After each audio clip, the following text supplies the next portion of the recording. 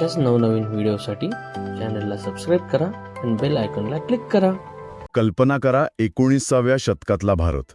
एक स्त्री मुलींना शिकवण्यासाठी रोज घराबाहेर पडतीये आणि रस्त्यात लोक तिच्यावर दगडफेक करतायत, चिखल आणि अगदी शेणसुद्धा फेकतायत. ही गोष्ट आपण सगळ्यांनीच ऐकली आहे, पण याच्या मागे जे धैर्य आहे, जी विचारसरणी आहे, ती खूप खोल आहे. बरोबर.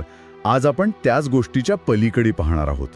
आज आपण ज्या स्रोतांचा आढावा घेणार आहोत ते आपल्याला फक्त सावित्रीबाई फुले यांच्या संघर्षाची कहाणी नाही सांगणार, तर त्यांच्या विचारांची खोली, त्यांची कार्यपद्धती हे सगळं उलगडून दाखवणार आहेत. म्हणजे त्या फक्त भारताच्या पहिल्या महिला शिक्षिका होत्या का, की ते एक कुशल संघटक, एक बंडखोर विचारवंत आणि एक द्रष्टा समाजसुधारकही होत्या? अगदी. आणि हीच गोष्ट समजून घेणं महत्वाचं आहे, कारण सावित्रीबाईंची गोष्ट ही केवळ एका व्यक्तीच्या धैर्याची कहाणी नाहीये. ती शिक्षण, समानता आणि करुणा या मूल्यांच्या आधारे समाजाच्या मुळावर घाव घालणाऱ्या एका व्यापक चळवळीची कहाणी आहे. त्यांचं प्रत्येक पाऊल हे त्या काळातल्या व्यवस्थेला दिलेलं एक थेट आव्हान होतं. चला तर मग सुरुवात करूया त्यांच्या आयुष्याच्या त्या टप्प्यापासून जिथे या क्रांतीची पहिली ठिणगी पडली. सावित्रीबाईंचा जन्म 3 जानेवारी 1831 नायगाव. त्या काळातल्या प्रथेप्रमाणे अगदी लहान वयात, म्हणजे वयाच्या 9व्या वर्षी त्यांचं लग्न झालं. ज्योतिराव फुले यांच्याशी. आणि तेव्हा त्या पूर्णपणे निरक्षर होत्या. हो, आणि हे तर त्या काळात अगदी सर्रास घडायचं. मग त्यांच्या बाबतीत असं वेगळं काय घडलं? वेगळं हे घडलं की त्यांचे पती ज्योतिराव फुले हे स्वतः क्रांतिकारक विचारांचे होते. त्यांना हे अगदी पक्क माहीत होतं की समाजाला बदलायचं असेल तर शिक्षणाशिवाय दुसरा पर्याय नाही. आणि शिक्षणाची सुरुवात घरातूनच व्हायला हवी. बरोबर.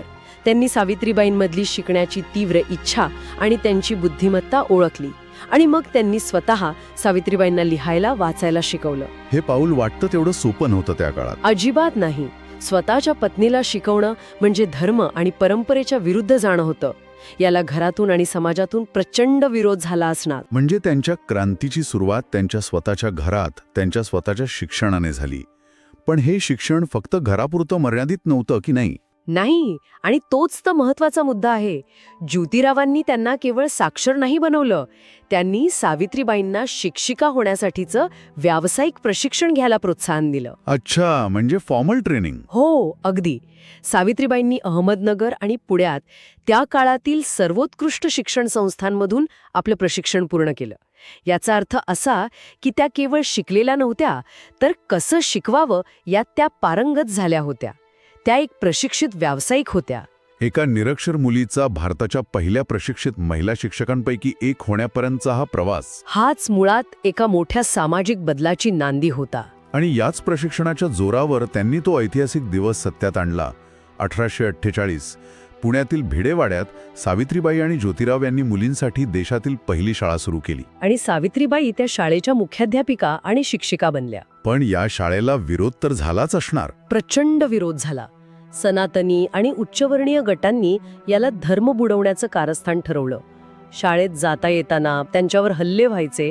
दगड, चिखल, शेण फेकणं हे सगळं त्यांचं मानसिक खच्चीकरण करण्यासाठीच होतं. आपण ऐकतो की त्या रोज सोबत एक जास्तीची साडी घेऊन जायच्या, शाळेत पोचल्यावर मळलेले कपडे बदलायच्या आणि मग शिकवायला सुरुवात करायच्या. हो, पण या कृतीकडे आपण फक्त चिकाटी म्हणून पाहू शकत नाही. यामागे एक मोठी रणनीती आहे. म्हणजे बघा, रोज सोबत दुसरी साडी नेणं हे दाखवतं की त्यांना विरोधाची पूर्ण कल्पना होती आणि त्या त्यासाठी तयार होत्या. ही एक प्रकारची घोषणा होती की तुम्ही मला कितीही त्रास दिलात तरी मी माझं काम थांबवणार नाही. तुमची घाण तुमच्याकडे ठेवा, मी माझं स्वच्छ काम करतच राहणार. अगदी. ही एक शांत पण अत्यंत प्रभावी बंडखोरी होती.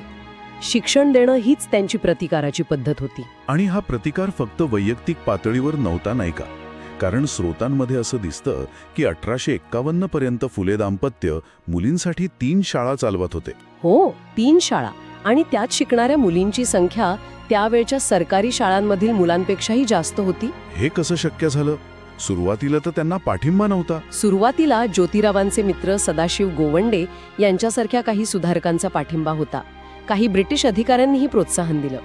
पण खरा पाठिंबा आला तो तळागाळातल्या समाजातून. लोकांना फरक दिसू लागला असणार. नक्कीच. जेव्हा लोकांना दिसलं की शिक्षणामुळे आपल्या मुलींच्या आयुष्यात खरंच फरक पडतोय, तेव्हा विरोध असूनही ते मुलींना शाळेत पाठवू लागले. आणि महत्त्वाचं म्हणजे फुले दाम्पत्यांनी फक्त उच्चवर्णीयांसाठी नाही, तर शूद्र आणि अतिशूद्र म्हणजे दलित समाजातील मुलींसाठी शिक्षणाची दारं उघडली. हाच त्यांच्या कार्याचा खरा गाभा होता. आणि त्यामुळेच त्यांचं कार्य केवळ शिक्षण देण्यापुरतं मर्यादित न राहता ते थेट जातीव्यवस्थेवरचा हल्ला ठरला. अगदी बरोबर. कारण त्या काळात ज्ञान ही काही ठराविक जातींची मक्तेदारी होती. शूद्र आणि दलितांना शिक्षण घेण्याचा अधिकारच नव्हता. आणि मुलींना शिकवून, विशेषतः दलित मुलींना शिकवून, सावित्रीबाईंनी या व्यवस्थेच्या मुळावरच घाव घातला. हो, त्या कृतीतून सांगत होत्या की बुद्धिमत्ता किंवा ज्ञान हे कोणत्याही जातीची किंवा लिंगाची मालमत्ता नाही, तो प्रत्येक माणसाचा जन्मसिद्ध हक्क आहे. यावरून हे स्पष्ट दिसतं की त्यांच्यासाठी शाळा ही केवळ शिकण्याची जागा नव्हती, तर ती एका मोठ्या सामाजिक परिवर्तनाचं केंद्र होती. पण मग ही चळवळ शाळेच्या भिंतींच्या आतच राहिली का? नाही, अजिबात नाही. एकदा का न्यायाची आणि समानतेची भावना जागृत झाली की ती एका ठिकाणी थांबू शकत नाही. सावित्रीबाईंचं लक्ष समाजातील सर्वात जास्त अन्याय सहन करणाऱ्या घटकाकडे गेलं, विधवा स्त्रिया. आणि त्यातूनच बालहत्या प्रतिबंधक गृहाची स्थापना झाली. ही त्या काळातली एक अत्यंत धाडसी आणि कल्पनातीत गोष्ट होती. 19व्या शतकात बालविवाहाची प्रथा होती. अनेक मुली लहान वयात विधवा व्हायच्या. केशवपनासारख्या प्रथांमधून त्यांचं विद्रुपीकरण केलं जायचं. आणि मग अनेक विधवा स्त्रिया लैंगिक शोषणाला बळी पडत. हो, आणि गरोदर राहिल्यावर समाजाच्या भीतीने त्या एकतर आत्महत्या करत किंवा आपल्या नवजात बाळाला मारून टाकत. ही एक भयंकर सामाजिक समस्या होती. आणि या समस्येवर सावित्रीबाईंनी दिलेलं उत्तर म्हणजे बालहत्या प्रतिबंधक गृह. अगदी. त्यांनी स्वतःच्या घरात हे गृह सुरू केलं आणि एक पाटी लावली होती की येथे विधवा स्त्रियांची सुरक्षितपणे बाळंतपणे केली जातील, बाळाची आणि आईची ओळख गुप्त ठेवली जाईल. हे केवळ एक आश्रयस्थान नव्हतं तर नाही, हे एक राजकीय विधान होतं. त्या समाजाच्या दांभिकपणावर बोट ठेवत होत्या. त्या स्त्रियांना कलंकित करण्याऐवजी त्यांना सन्मानाने जगण्याचा हक्क देत होत्या. इतकंच नाही, तर त्यांनी अशाच एका विधवा ब्राह्मण स्त्रीच्या मुलाला, यशवंतला दत्तक घेतलं आणि त्याला डॉक्टर बनवलं. शिक्षण, विधवांचे हक्क आणि मग येतो सत्यशोधक समाज. 1873 मध्ये ज्योतिरावांनी याची स्थापना केली. यात सावित्रीबाईंची भूमिका काय होती? सत्यशोधक समाजाची स्थापनाच मुळी पुरोहितांशिवाय विवाह, जातीय भेदभावाला नकार आणि तार्किक विचारांना प्रोत्साहन देण्यासाठी झाली होती. सावित्रीबाई या केवळ ज्योतिरावांच्या पत्नी म्हणून सोबत नव्हत्या, त्या एक महत्वाच्या नेत्या होत्या. हो, त्या महिला विभागाचं काम पाहायच्या. पण त्यांची खरी कसोटी लागली ती 1890 मध्ये, ज्योतिरावांच्या निधनानंतर. त्यावेळेस चळवळीचं नेतृत्व कोणीतरी पुढे नेणं गरजेचं होतं. आणि ते नेतृत्व सावित्रीबाईंनी केलं. अनेकांना वाटलं होतं की ज्योतिरावांच्या जाण्याने ही चळवळ संपेल. पण सावित्रीबाईंनी समाजाच्या अधिवेशनाचं अध्यक्षपद भूषवलं, आर्थिक व्यवस्थापन सांभाळलं आणि सत्यशोधक पद्धतीने विवाह लावून देण्याचं काम सुरूच ठेवलं. म्हणजे त्यांनी फक्त वारसा चालवला नाही, त्यांनी चळवळीचं सक्रिय नेतृत्व केलं. आपण त्यांच्या कृतींबद्दल बोललो, पण त्यांच्याकडे आणखी एक प्रभावी शस्त्र होतं, त्यांची लेखणी. त्यांच्या साहित्याचा उल्लेख अनेकदा होतो, पण त्यात नक्की काय होतं हे फार कमी वेळा चर्चिलं जातं. आणि हे खूप महत्वाचं आहे. 1854 मध्ये आलेला त्यांचा काव्य फुले हा कविता संग्रह आणि नंतरचा बावनकशी सुबोध रत्नाकर हे केवळ साहित्य नव्हतं, ते सामाजिक बदलाचे जाहीरनामे होते. त्यांच्या कवितांमधून त्या थेट संवाद साधायच्या का? हो, अगदी थेट. त्यांच्या एका प्रसिद्ध कवितेत त्या म्हणतात, उठा शूद्रानो, अतिशूद्रानो, शिका, ज्ञानाशिवाय सर्व व्यर्थ आहे. हे फक्त साक्षरतेचं आवाहन नाही, हे बौद्धिक गुलामगिरी झुगारून देण्याचं आवाहन आहे. बरोबर. त्या काळात जेव्हा ज्ञान ही फक्त ब्राह्मणांची मक्तेदारी होती, तेव्हा असं लिहिणं हे थेट व्यवस्थेला दिलेलं आवाहन होतं.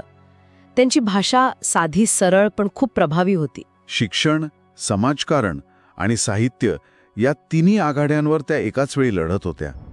त्यांचं संपूर्ण आयुष्यच इतरांसाठी होतं आणि त्यांचा शेवटही तसाच झाला. हो, 1897 मध्ये पुण्यात प्लेगच्या साथीने थैमान घातलं होतं. लोक भीतीने शहर सोडून पळत होते.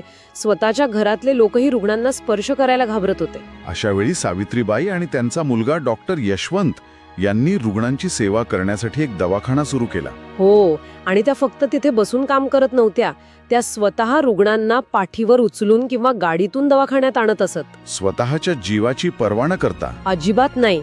पांडुरंग बाबाजी गायकवाड नावाच्या एका मुलाला प्लेग झाला होता. त्याला पाठीवर घेऊन दवाखान्यात आणताना सावित्रीबाईंनाही प्लेगची लागण झाली आणि याच मानवतेच्या सेवेत 10 मार्च 1897 रोजी त्यांचं निधन झालं. त्या जसं आयुष्यभर जगल्या तसंच त्या गेल्या, इतरांसाठी झटताना. खरंच आज आपण सावित्रीबाई फुले यांना भारताच्या पहिल्या महिला शिक्षिका म्हणून ओळखतो, जी ओळख खूपच महत्वाची आहे. पण आजच्या आपल्या या चर्चेतून हे स्पष्ट होतंय की त्यांची ओळख त्याहून कितीतरी मोठी आहे. हो, त्या एक द्रष्ट्या समाजसुधारक, एक खंबीर नेत्या, एक बंडखोर कवयित्री आणि करुणेचं मूर्तिमंत प्रतीक होत्या. त्यांचं जीवन आपल्याला हेच शिकवतं की शिक्षण हे केवळ माहिती मिळवण्याचं साधन नाही, तर ते मुक्तीचं साधन आहे. आणि अन्याय स्वीकारण्याऐवजी त्याला आव्हान दिल्यानेच खरा बदल सुरू होतो. त्यांनी फक्त तक्रार नाही केली, त्यांनी प्रत्येक समस्येवर एक ठोस पर्याय उभा केला. मुलींसाठी शाळा, विधवांना आधार, शोषितांना आवाज, त्यांचं संपूर्ण आयुष्यच एक कृतिशील उत्तर होतं. खरंच एक वस्तुपाठच घालून दिला त्यांनी. या सगळ्या स्रोतांमधून एक गोष्ट अगदी स्पष्ट होते की सावित्रीबाईंनी सामाजिक बदलासाठी शिक्षणाला आपलं मुख्य शस्त्र बनवलं. आजच्या जगात जिथे माहितीचा अक्षरशः स्फोट झाला आहे, पण खरं ज्ञान आणि विवेक कुठेतरी हरवत चालला आहे, तिथे आपल्यासाठी खऱ्या अर्थाने मुक्ती मिळवण्याचं सर्वात शक्तिशाली साधन कोणतं असू शकतं?